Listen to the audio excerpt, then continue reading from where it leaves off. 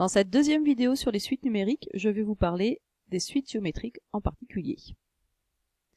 Bon, mais tout d'abord, qu'est-ce qu'une suite géométrique?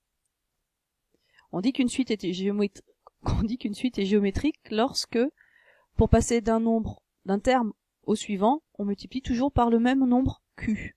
Autrement dit, s'il existe un réel q tel que un plus 1, c'est q fois un. On le sait, hein, un et un plus 1, c'est deux termes consécutifs de la suite. Et donc là, on multipliera toujours par le même nombre pour passer d'un terme au suivant. Ce nombre q, c'est ce qu'on appelle la raison de la suite géométrique. Un petit dessin pour comprendre ce qui se passe. On a donc les premiers termes de la suite, u0, u1, u2, u3. Et donc ce qu'on vient de dire tout de suite, c'est que pour passer d'un terme au suivant, on multiplie toujours par ce nombre q.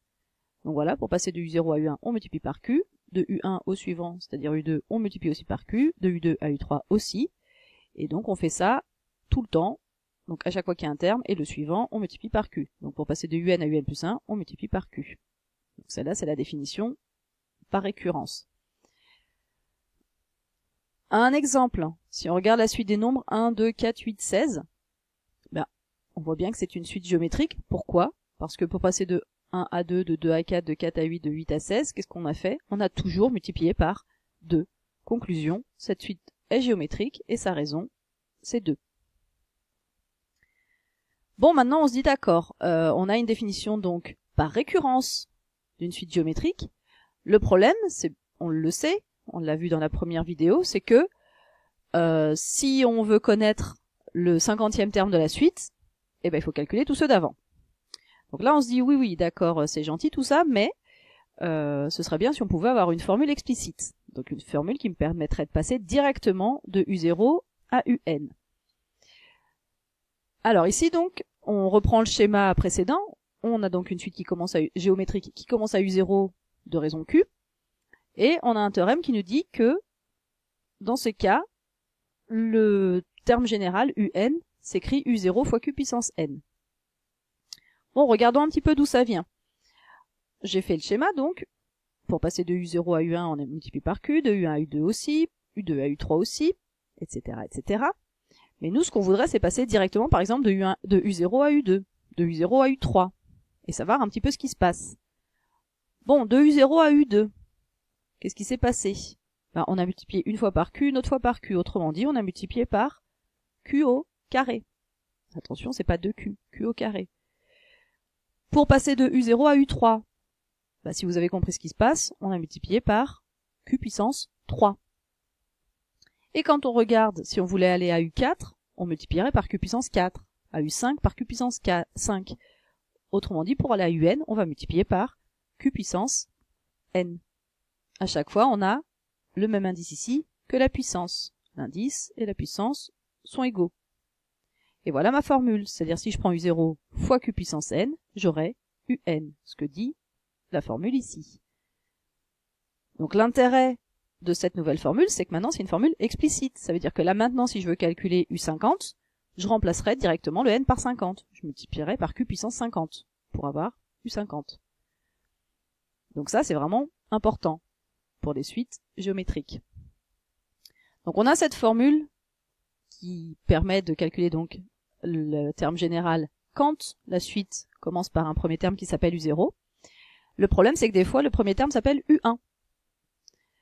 Et là, on a une autre formule qui est pas très compliquée à comprendre. Ici, donc, si on commence à u1, si on fait exactement le même travail que tout à l'heure, bah, pour passer de u1 à u3, on a multiplié par q au carré, q puissance 2.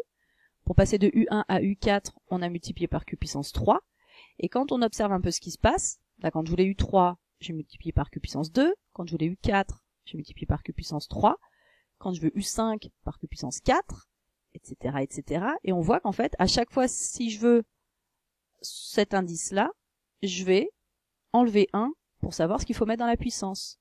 Autrement dit, quand je veux un, je vais multiplier par q puissance n moins 1.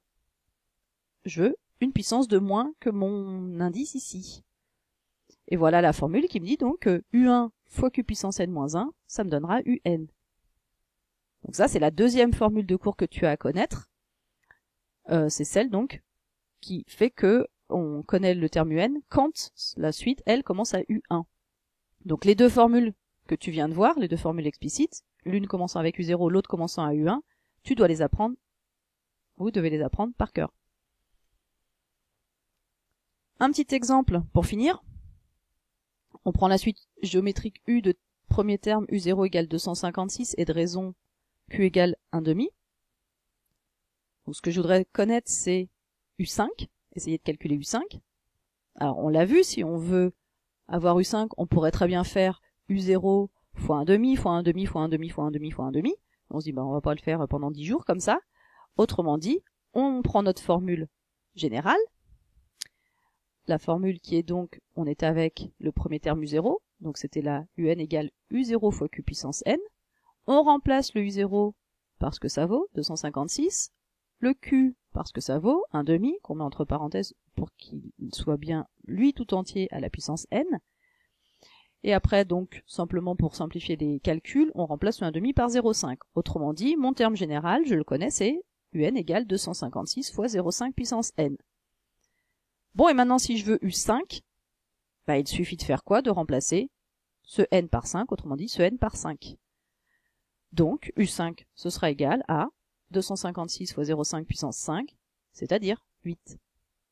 Donc voilà comment on utilise les formules explicites pour calculer des termes spécifiques d'une suite géométrique. Donc voilà ce que vous avez à connaître sur les suites géométriques, les formules à apprendre par cœur, et après on peut faire des exercices.